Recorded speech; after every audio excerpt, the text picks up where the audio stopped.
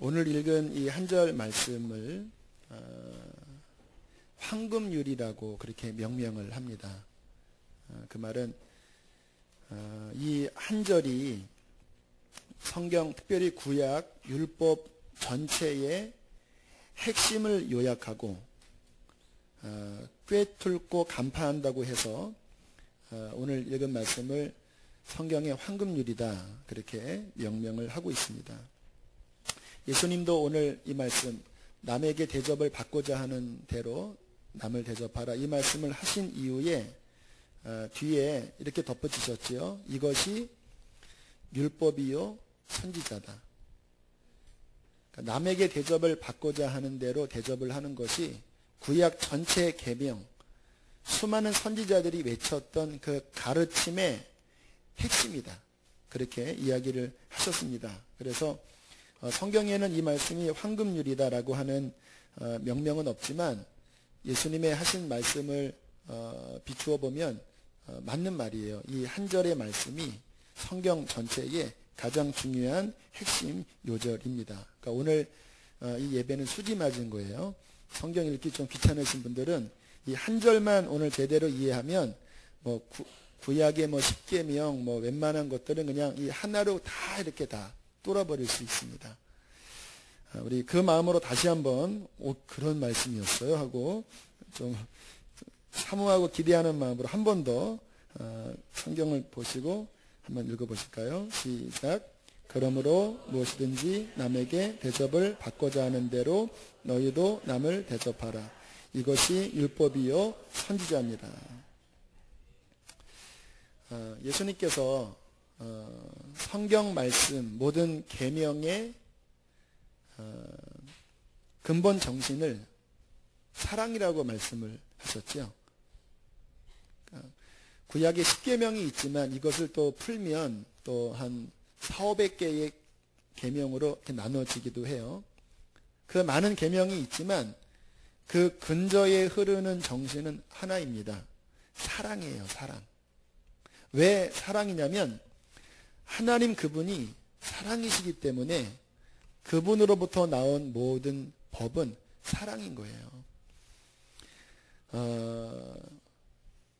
오늘도 아침에 제가 교회로 걸어오면서 이 자연 만물, 떠오르는 태양, 그리고 하늘에 날아가는 새들, 또 흐르는 시냇물을 이렇게 보면 참 기분이 좋아요. 그런데 저는 그 만물을 보면서 무엇을 느끼냐면 하나님의 사랑의 성품을 느껴요. 여러분, 꽃을 보세요.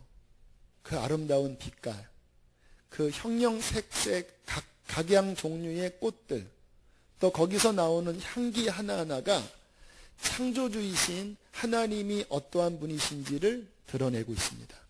하나님이 사랑이세요.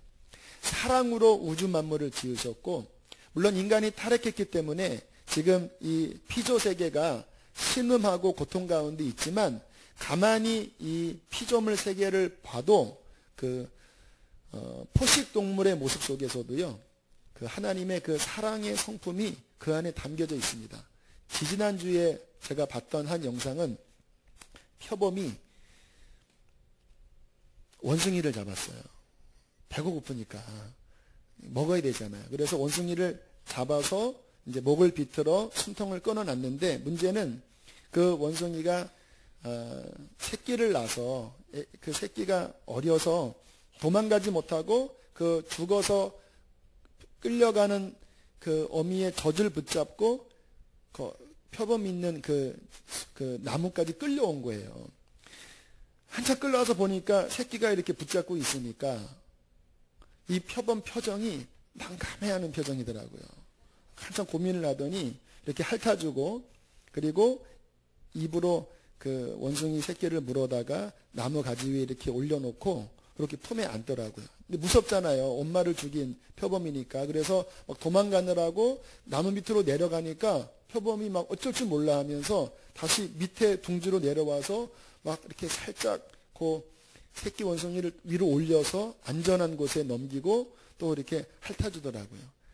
거기까지가 한 3분이었기 때문에 그 다음에는 안 나와서 그 다음에 드셨는지 안 드셨는지는 제가 모르지만 모성애, 비록 포식자지만 그 어린 새끼의 그 측은한 모습을 보고 금수조차도 불쌍한 마음을 품는 것은 그게 동물 본연의 마음이 아니라 하나님의 그 사랑의 성품이 이 세계에 가득합니다. 그래서 시편에 여호와의 인자하심이 땅에 충만했다고 말씀하잖아요. 어떤 분들은 성경을 읽을 때 뭐 예수님이 이 땅에 오시고 하시는 그 기사들을 볼 때 이게 마음에 잘 와닿지 않는다 그래요. 그렇죠. 하나님이 왜 그 아들을 이 땅에 보내셨을까? 이게 잘 이해가 안 되죠. 그런데 뭐든지 서로 소통하려면 그 입장의 마음을 헤아려야 합니다. 돈을 벌겠다고 달려드는 욕심 있는 사람들을 이해하려면 그 욕심을 이해해야 되고요. 그러나 사랑으로서 움직이는 대상은 사랑으로서 이해해야 돼요.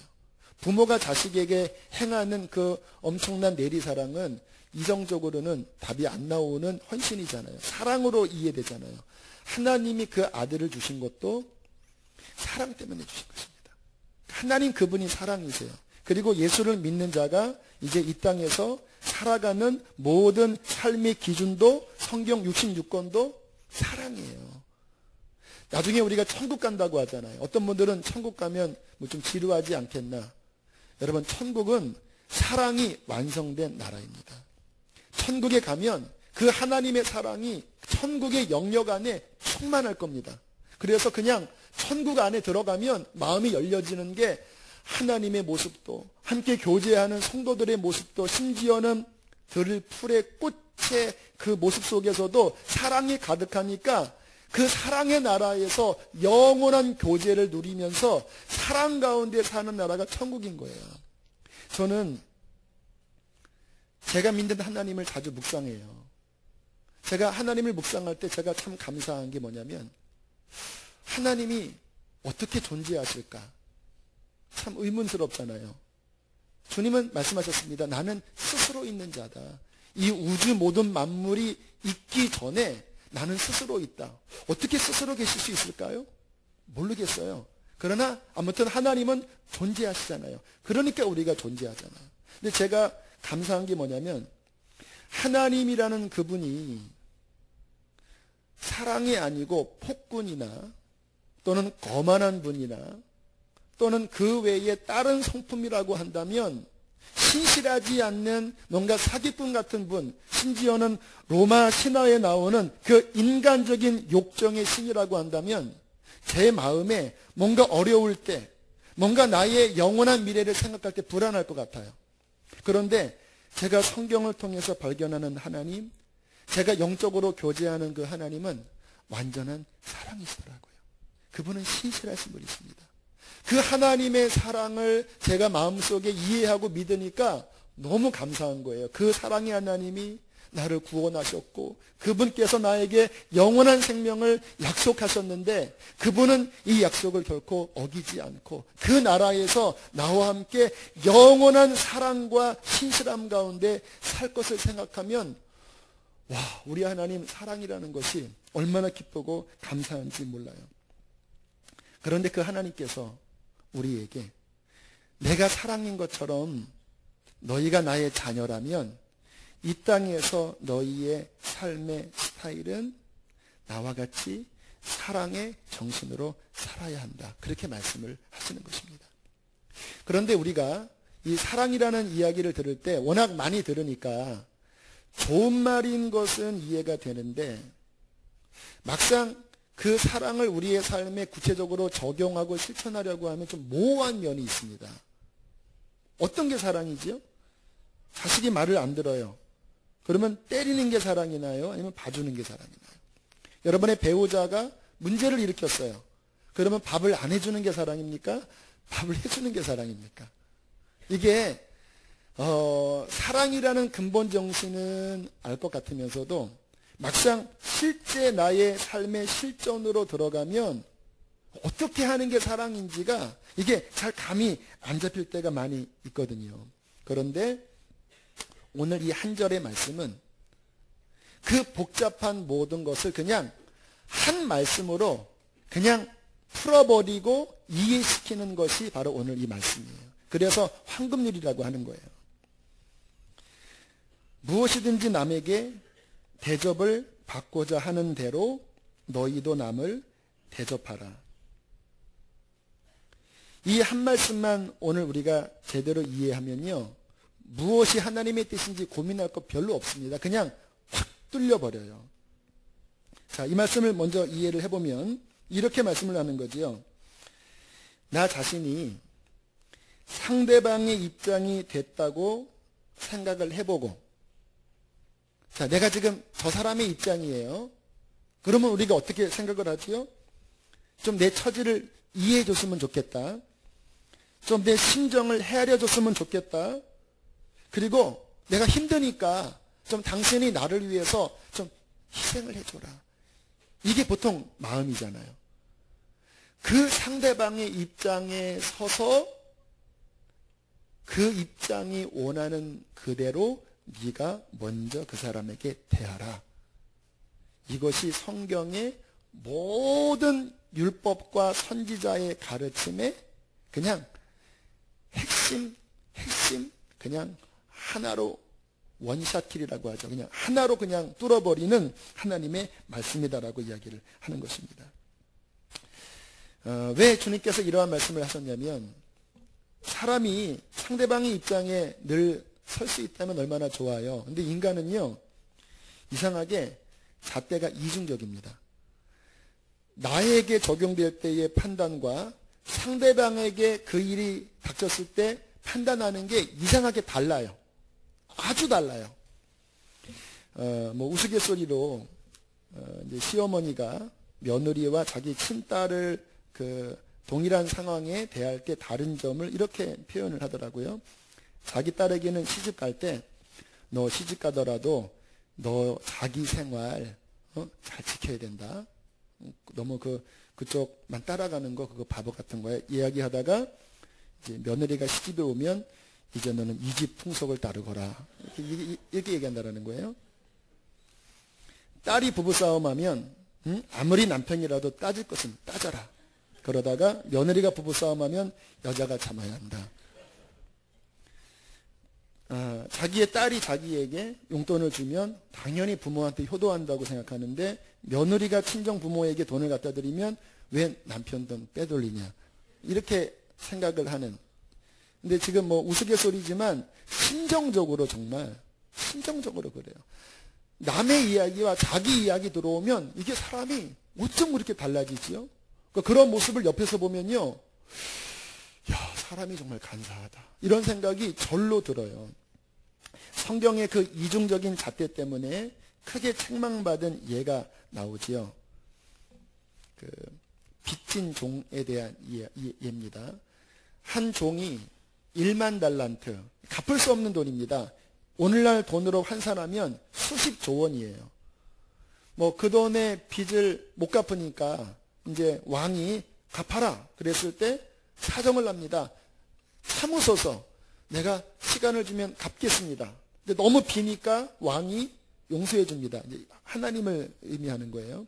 그런데 그 사람이 이제 곧장 자신의 집으로 가다가 자기의 친구 하나가 100데나리온, 1데나리온이 하루 품삯이니까 100데나리온은 3개월치 월급 정도예요. 대충 계산 나오죠.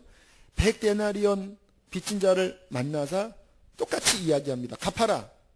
그런데 그 사람도 똑같이 이야기해요. 참아주소서, 내가 시간 주면 갚겠습니다. 그런데 본인은 왕에게 탕감받았는데 이 사람은 잣대를 딱 바꿔서 너는 감옥에나 들어가라. 다 갚기 전에는 나오지 마. 그 이야기를 듣고 왕이 분노하면서 이렇게 말하지요.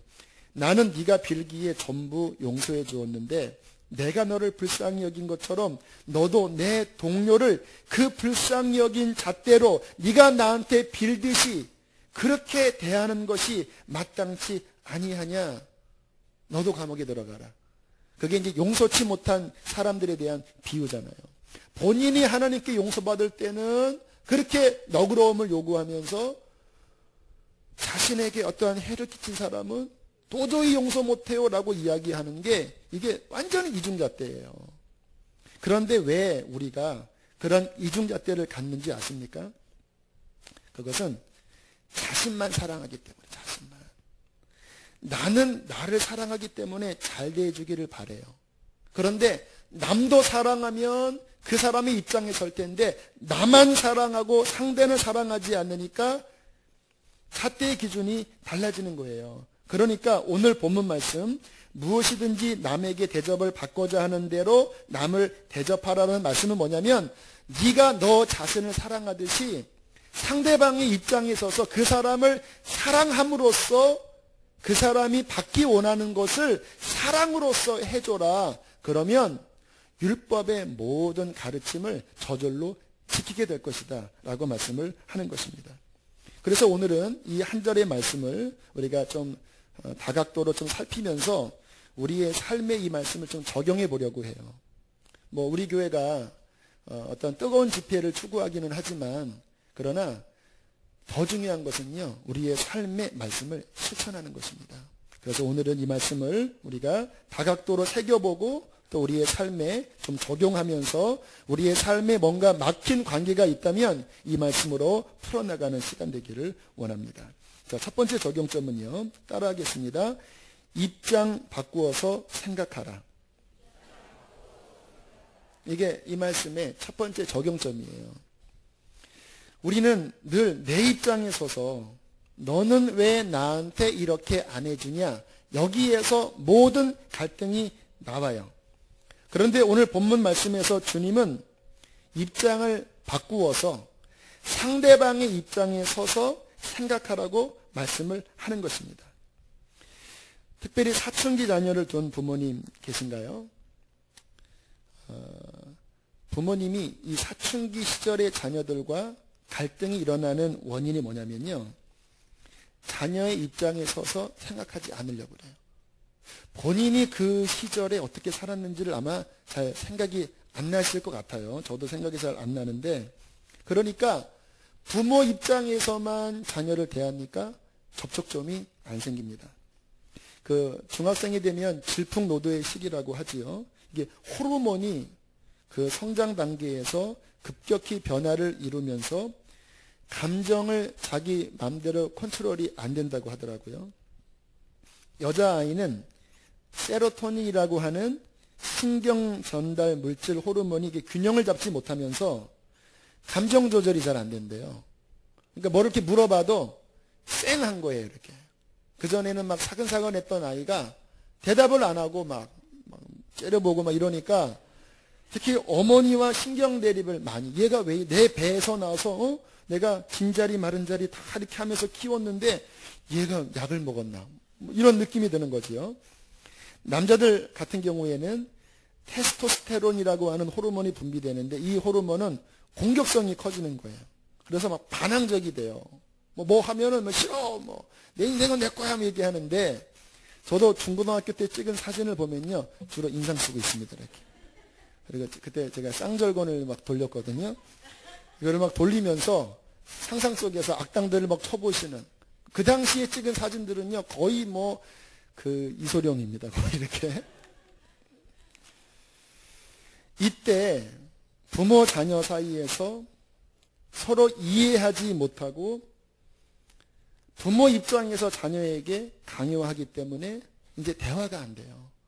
이 아이는 지금 속에서 뭔가 이렇게 드글드글 끓는데 이 마음은 헤아리지 못하고 부모 입장에서 왜 이거 안 하냐, 왜 대답 똑바로 안 하냐, 이렇게 나가니까 몇 마디 하다가 이거는 절벽이야. 나는 엄마 아빠랑 이야기 안 해. 그렇게 벽을 아예 쌓고, 심지어는 이 관계의 골이 너무 깊어져서 굉장한 부모 자녀 사이에 큰 상처를 겪는 일도 많이 있잖아요. 오늘 이 말씀을 여러분의 가정에 적용을 하면요, 이 말씀은 뭐라고 말씀하시는 거냐면, 지금 아이들의 마음이 어떤지, 아이들이 무엇 때문에 힘든지 그 아이의 입장에 서서 생각하고 대하라, 그 말씀이에요. 가정사역자인 도우미 사모님이 어느 학교에서 강의를 하는데 어떤 한 아이가 정신이 없는 거예요. 산만하게 왔다 갔다 하고, 눈도 초점도 제대로 없고. 그래서 그 아이를 잠깐 일으켜 세워서 얼굴을 보면서 이렇게 이야기를 했다고 그래요. 얘, 너 많이 아프구나. 근데 그 말을 듣자마자 이 아이의 눈에 눈물이 핑 돌더래요. 나중에 상담을 해보니까 지금 부모님들은 이제 이러한 지식이 있지만 그 예전의 부모님들은 지식이 없어서 정말 하지 말아야 될 말들을 자녀에게 한 경우가 많이 있어요. 그 아이에게 무슨 이야기를 어릴 때부터 했냐면 너는 떼려고 했는데 떼어지지가 않아서 어떻게 하다 보니까 난 아이다. 너는 우리가 원치 않았는데 너 태어난 거야. 이런 얘기를 한 거예요. 진지하게 얘기했는지 아니면 우스갯소리로 얘기했는지 몰라도 그 말 자체는요, 그거는 핵폭탄입니다. 왜냐하면 자신의 존재 자체를 부정하는 거잖아요. 너는 원래 없애려고 했는데, 너는 원치 않는데 태어났다. 근데 그 말을 누가 합니까? 자신을 낳아준 부모가 하는 거예요. 그러니까 이 아이의 자존감, 정체성 완전히 꽝이죠. 그러니까 이 아픈 마음에 그 아이의 인격에, 그 아이의 인성에 장애가 생기면서 산만하게 된 거예요. 그런데 도우미 사모님이 성령의 감동으로 그 입장을 그냥 한 번에, 그것이 이제 은사 중에서 지식의 은사입니다. 한 번에 그 입장을 간파하고, 너 많이 아프구나. 근데 그 말을 듣자마자 갑자기 그 깊은 곳에 있는 상처가 건드려지면서 눈에서 눈물이 났다라는 거예요. 하나님께서 우리가 이 땅에 살아갈 때 다 상처들이 많고 어려움이 많지요. 세상 사람들은 내 입장에 서서 나를 알아달라고 합니다. 그러나 우리 크리스찬들은 내 입장이 아니라 정말 그 상대방의 입장에 서서 그 아픔이 무엇인지, 그 마음에 무엇 때문에 힘든지 그 입장에 서서 그 사람이 받고 싶은 그것을 해줄 줄 아는 자가 크리스찬이에요. 왜 이게 가능한지 아십니까? 우리 크리스찬들의 삶의 시작은 나라는 자아를 십자가에 못 박은 거거든요. 오늘 우리 이명희 성도님 세례를 받으셨는데 지금 이 세례는 실은 성경의 세례를 약식한 겁니다. 그래서 좀 아쉬워요. 원래는 물속에 들어갔다가 나오는 거예요. 물에 왜 들어갑니까? 주와 함께 죽고 너 자신의 입장을 이제 끝내버리는 거예요. 그리고 물에서 나오면서 내 안에 새 피조물 예수님이 내 안에 거하시고, 그러니까 우리 그리스도인은요 더 이상 내 입장이라고 말할 근거가 없어요. 십자가에서 그것은 지나갔기 때문에. 그리스도인은 무슨 입장만 남았냐면 하나님의 입장과 상대방의 입장만 생각하는 자로 우리는 그렇게 변화된 거예요. 여러분의 삶에 관계된 사람들, 배우자든지 자녀든지 주변에 있는 사람들이든지 그들이 신경질을 부리고 뚱하게 대할 때 그분들이 듣고 싶은 말은 화가 아니라 이 말일지도 몰라요. 너 지금 많이 힘들지. 너 지금 많이 아프구나. 너 많이 괴롭구나. 정말 그 마음의 자리에 서서 나를 헤아려주는 그 말을 듣기를 원할지 모릅니다. 제가 이 부분에 대해서 체험한 게 언제냐면 그때 갑상선암 걸리고 이제 수술을 앞뒀나? 그때 이제 수많은 사람들이 저한테 얘기를 해줬습니다. 근데 이상한 거는 대부분의 사람들의 말은 제 마음에 그렇게 와닿지가 않았어요. 참 이상하지요? 위로도 해주고 격려도 해줬지만 마음에 안 와닿더라고요. 그런데 그 인천 방주교회의 그 김성준 전도사님과 김영석 목사님, 친한 후배 목사님 전도사님인데 전화를 해서 저한테 너무 아파하는 거예요. 이렇게 정말 가슴 아파하면서 목사님 기도할게요. 목사님 하는데 그게 저는 이제 조금 지나서 제 마음을 이제 믿음으로 다 극복했거든요. 그런데 그분들이 저한테 아파하면서 이야기를 해줄 때 이상하게 제 속에 그 뭔가 그 상한 마음이 만져지더라고요. 괜히 제가 눈물이 났습니다. 나는 극복했는데 저분들이 내 입장에 들어와서 나의 마음의 아픔을 이야기를 할 때 위로가 되는 거예요. 그때 알았습니다. 진정한 위로라는 게, 진정한 상담이라는 게 그 사람의 마음의 그 속에 들어갈 줄을 아는 것이구나. 사랑하는 교회 여러분, 오늘 우리가 이 말씀을 붙잡으면서 삶에 적용하세요.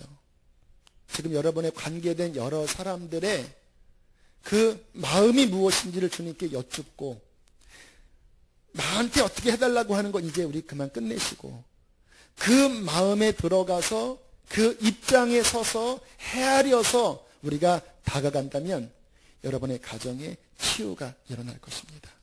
여러분의 삶에 놀라운 회복이 일어나게 될 것입니다. 자, 두 번째 적용입니다. 자, 다시 한번 이 말씀을 보면 여기에 한 단어가 빠진 듯이 보여요. 무엇이든지 남에게 대접을 받고자 하는 대로 너희도 따라하겠습니다. 먼저 남을 대접하라. 네, 먼저라는 말이 들어가면 이 말씀이 더 온전해집니다. 그러니까 주님이 말씀하신 것은 뭐냐면, 네가 받고 싶은 그것을 먼저 그 사람에게 대접해주고 행해주어라 라고 말씀을 하는 거예요.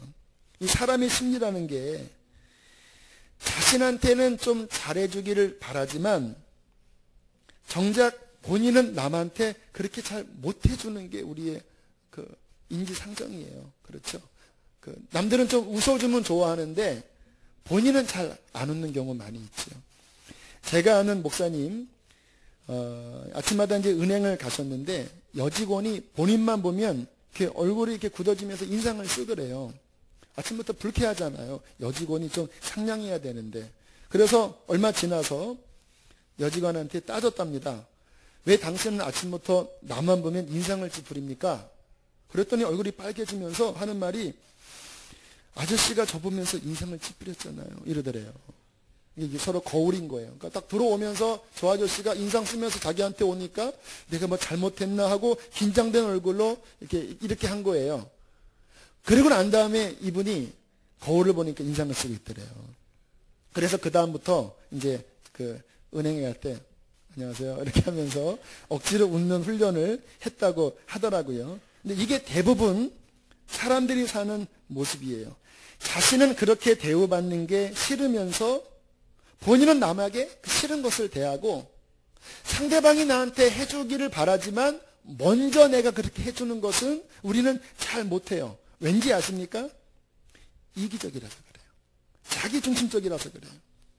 그런데 예수님께서 하시는 말씀은 뭐냐면, 네가 먼저 웃어주고, 네가 먼저 손을 내밀어주고, 네가 먼저 다가가서 받고 싶은 그것을, 남들이 저렇게 했으면 좋겠다고 하는 그것을 네가 먼저 다가갈 때 그것이 크리스찬의 삶이다라고 말씀을 하시는 거예요.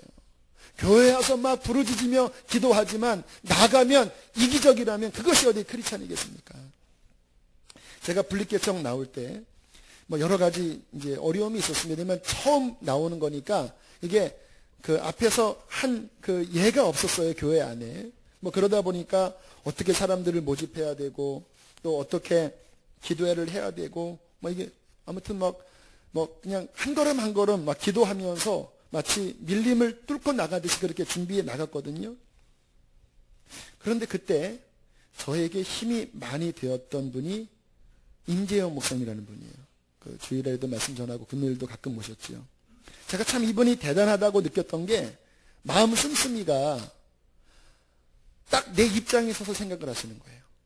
저한테 하는 말씀이, 이제 화요일 날 중보기도 모임을 했거든요. 저한테 하시는 말씀이, 목사님이 찬양 인도하고 다 하는 것은 뭐가 안 맞아요. 제가 시간 되면 가서 찬양 인도해주고 앞에 이렇게 도와줄 테니까 목사님은 기도회만 인도해요. 근데 그 시간이 매주일마다 1시간 반 가까이 됐거든요. 저녁 시간 쉬는 시간이에요. 다른 분들은 그런 마음 저한테 이야기한 분이 별로 없었어요. 물론 말로는 뭐 기도할게요 했지만 실질적으로 내 입장에 서서 그렇게 먼저 움직이는 경우는 드물었습니다. 하지만 제가 섭섭하지 않았던 것은 뭐냐면 나 같아도 그렇게 했을 거거든요. 굳이 나랑 그렇게 직접적인 관련이 없는 그 일을 굳이 매주일마다 한두 시간씩 할애하는 게 그게 피곤하잖아요. 그런데 이분은 제 입장에 서서 어떻게 하면 도와주지? 먼저 움직이는 거예요. 그래서 만나는 사람마다 헌신하시겠습니까? 헌신하겠습니다. 막 가서 막 강하게 이야기하고 그때 막 휘둘려갖고 여기 결정한 분들이 몇 분이 계시는데 제가 너무 고마웠습니다. 그래서 제가 늘 했던 말이 뭐냐면 저는 이렇게 개척, 프론티어 정신이 있어서 개척 나가지만 그분은 이제 청빙을 기도하고 있었거든요. 목사님, 잘 나갈 겁니다. 진심으로. 왜? 먼저 그렇게 움직이는 모습이 너무 귀해서 잘 나갈 겁니다. 아니나 다를까 올해 저 신천에 있는 어느 지역에 아주 좋은 교회에 청빙 자리가 났는데 한 200명이 지원을 했대요. 근데 거기에 이분이 딱 되신 거예요. 왜 됐을까요? 제가 축복을 했었기 때문에. 하나님이 아시거든요. 그 마음 씀씀이가 하나님은 작은 것을 크게 보시고 우리가 보기에 큰 것을 작게 보시기도 해요. 그 작은 것 하나 씀씀이 내가 먼저 그렇게 대하는, 오늘 이 말씀이 쉬운 것처럼 보이잖아요. 남에게 대접을 받고자 하는 대로 네가 먼저 대접하라. 이것이 성경 전체 율법과 선지자의 말의 핵심이다. 쉬워 보이잖아요. 쉽지가 않아요. 그러나 우리가 정말 크리스찬으로서 복음대로 진행되면 됩니다. 나 자신을 십자가에서 믿음으로 끝내고 이제 내 안에 예수 그리스도가 계시지요. 예수님은 어떠한 분입니까? 섬기는 분이잖아요. 복음서에서 주님께서 십자가 앞에서 늘 하셨던 말씀이 인자는 섬기는 자로 왔다. 섬기는 자로. 내 안에 계신 주님은 섬기는 자예요. 어떻게? 상대방의 입장에서 원하는 것을 먼저 섬기는 것. 그것이 바로 십자가 아닙니까? 그렇게 우리가 주님의 마음으로 먼저 서서 다가가고 사랑을 흘려보낼 때 우리 안에 거하신 예수님의 그 사랑이 우리를 통해서 가정 가운데 삶의 영역 가운데 흘러갈 것입니다. 그렇게 살면 빛이 되고 소금이 되는 거예요. 내가 혼자 노력해서 소금과 빛이 되는 게 아니라 정말 내 안에 주님의 마음을 품고 먼저 다가가는 표정과 말로 다가갈 때 우리 안에 예수님의 맛이 나는 것이 소금과 빛인 거예요. 성경을 보실 때 특별히 복음서에 보면 요 같은 기사가 복음서마다 조금 흐름이 다르거든요. 왜냐하면 진리를 여기서 보는 것과 여기서 보는 것과 다르기 때문에 하나님이 예수님의 일대기를 사복음서라는 프리즘으로 이렇게 같이 보게 하셨어요. 그래서 여기서 있는 말씀을 다른 데서 보면 의미가 이렇게 더 명확해지는 경우가 많이 있는데 오늘 이 말씀이 누가복음에도 나오는데 마태복음의 흐름과 누가복음의 흐름이 좀 달라요. 제가 보기에는 누가복음의 흐름이 더 명확해요. 제가 읽어드릴게요. 너희가 남에게 대접받고자 하는 대로 대접하라고 하는 이 말씀은 이러한 흐름 가운데 있습니다. 너희 원수를 사랑하며 미워하는 자를 선대하며 너희를 저주하는 자를 위하여 축복하며 너희 욕하는 자를 위하여 기도하라. 너희 입뺨을 치는 자에게 젖뺨을 돌려대고 내 겉옷을 빼앗는 자에게 속옷도 거절하지 말라. 내게 구하는 자에게 주며 내 것을 가져가는 자에게 다시 달라 하지 말며 남에게 대접을 받고자 하는 대로 너희도 남을 대접하라. 이 말씀의 적용점은 나랑 친한 사람이 아니라 내 힘으로는 사랑하고 다가가기 힘든 그 대상에게 사랑을 실천할 때 그 원수 같은 그 사람의 입장에 서서 오른뺨을 치는 자에게 왼뺨도 그래 여기 때리면 네가 시원하면 차라리 때려라. 이거 겉옷 가서 네가 마음이 풀릴 것 같으면 속옷도 가져가라. 그 상대방의 입장에 서서 원수 같은 사람에게 다가가라고 말씀을 하시는 것입니다. 이런 말씀 들으면 부담 느끼는 분들 많이 있죠. 제가 한 주간 이 말씀을 이렇게 묵상하면서 한번 실천을 해봤습니다. 그런데 주님께서 제 안에 이러한 감동을 주시더라고요. 제가 이렇게 이제 믿음으로 그래 내 아내가 이거를 원하면 물론 거창한 거 한 건 아닙니다. 그래 해보자. 우리 아이들이 이거 원하면 평상시에는 피곤해 이랬지만 조금 더 일어나서 뭐 해달라고 그러면은 해주기도 하고 노력을 해봤어요. 그리고 어떤 모임이 있을 때도 그래 내가 그 입장에 있어서 한번 움직여보자. 한번 움직여봤거든요. 근데 그때 하나님이 제게 주신 감동이 뭐였냐면 이 감동이었습니다. 네 안에는 그 사랑을 실천할 수 있는 자원이 이미 있다. 예수 그리스도, 성령님. 사랑은 가진 자가 주는 거다. 내리사랑이라고 하잖아요. 네 안에 이미 예수 그리스도의 사랑이 있기 때문에 그것을 네가 쓰지 않고 움직이지 않고 옛사람에게 속아서 왜 저 사람이 저렇게 하냐라고 하면 너는 그 사랑을 흘려보낼 수 없지만 네 안에 있는 나의 사랑을 믿고 움직이면 이 사랑은 너를 통해서 흘러나갈 수 있을 것이다. 왜냐하면 우리 안에 이미 이 엄청난 자원을 주셨기 때문입니다. 여러분의 삶에 오늘 기도하면서 가정에 막힌 담들, 부부 사이에, 부모 자녀 사이에, 여러분의 이웃 간에 막힌 담들, 오늘 이 말씀이 그것을 무너뜨리고 돌파하는 하나님의 능력 되기를 원합니다. 주께서 한 영상을 제게 보여주셨습니다. 이 영상은 작년 후쿠시마 원전 그 사고가 나고 쓰나미로 일본이 말할 수 없는 고통을 겪었지요. 그때 일본의 젊은 크리스찬 형제자매가 그 지역에 가서 고통당하는 그분들에게 예수님의 사랑을 흘려보내는 거예요. 이 젊은 청년들 안에 본인이 움직이니까 어떻게 하나님의 사랑이 이들 가운데 꿈틀거리는지 한번 그 관점으로 살펴보셨으면 좋겠습니다.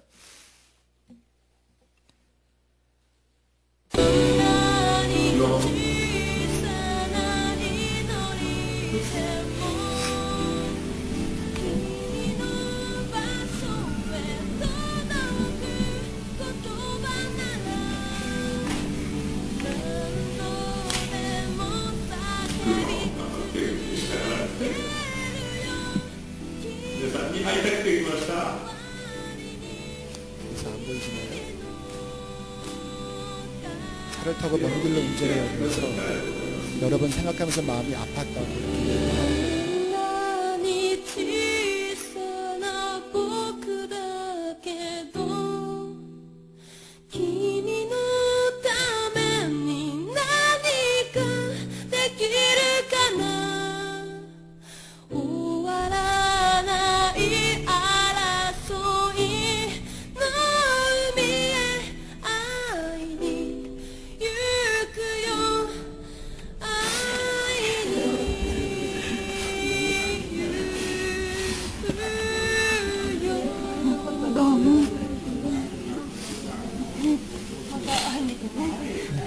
おばあさんは膝が痛くて眠れないと私たちに会った途端泣き出しました。膝あんたを癒すことができますから信じます。久美子さんも本当にあなたに祈り続けることができます。何もできない私たちはただおばあさんの膝をさすり、神様に痛みを取り除いてくださいと願うしかできなかったのです。そこで驚くようなことが起きてしまいました。おばあさんの膝の痛みが消えてしまったのです。だっ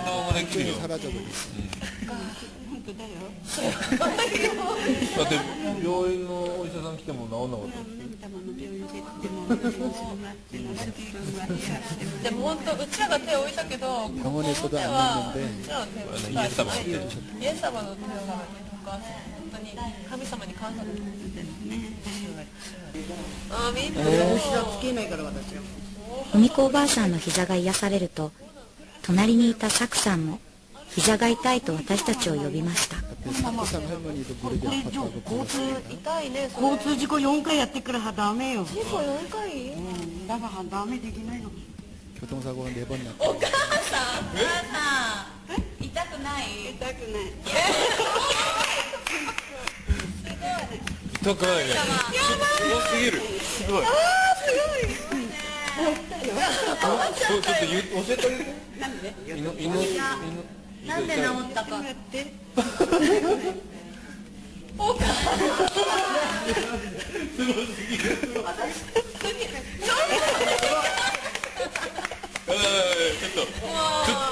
ちょっと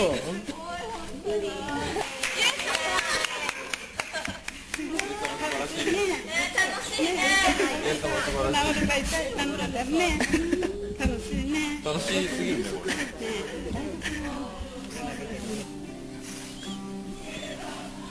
初めは絶対に治らないと祈りを拒否していたサクさんも文子おばあさんのことを見て 그분을 위해서 이제 共に祈りを始めました。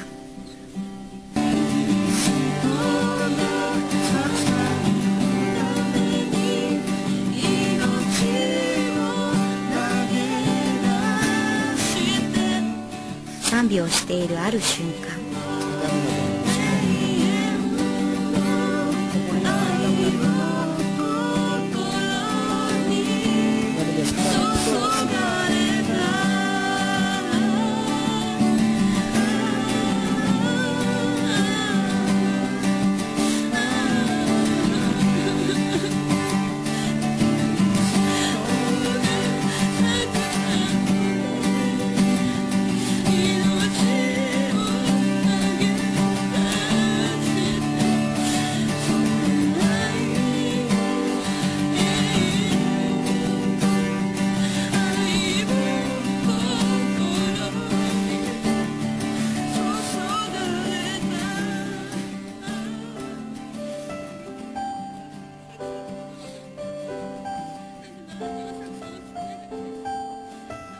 サクさんの片方の膝の痛みが消えました。ウフができなかった。できなかったのこうやってこうやってもっと証拠証拠。はい、3、2、ウフ。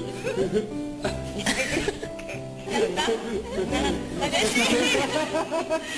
わいい。ああ、これでしょ、サクさん。あれ、かわいい。かわいい、かわいい。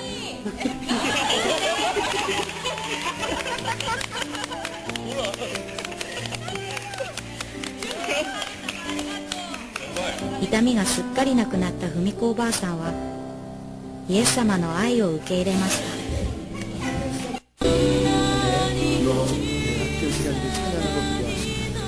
저 예수님의 사랑이 우리 안에도 거하고 계십니다. 그 사랑을 우리가 믿음으로 풀어나갈 때 그 사랑이 우리 가운데 움직일 것입니다. 이 시간 우리 이 찬양을 부를 때 옆에 있는 분과 좀 손에 손을 잡을 수 있으면 한번 잡아보시지요. 여기에 모인 우리 주의 은총 받은 주의 자녀라. 우리 1절과 3절을 부르고 함께 기도합시다. 여기에 모인 우리 주의 은총 받은 자여, 주께서 이 자리에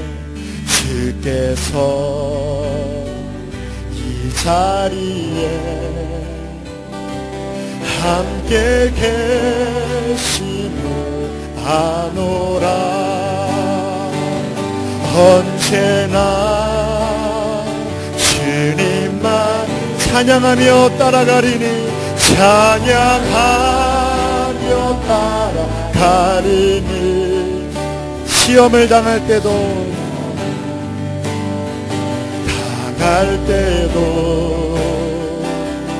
함께 계심을 믿노. 이 믿음 더욱 굳세라. 이 믿음 더욱 굳세라. 주가 지켜주신다. 어두운 밤에도 주의 밝은 빛 인도하여. 3절입니다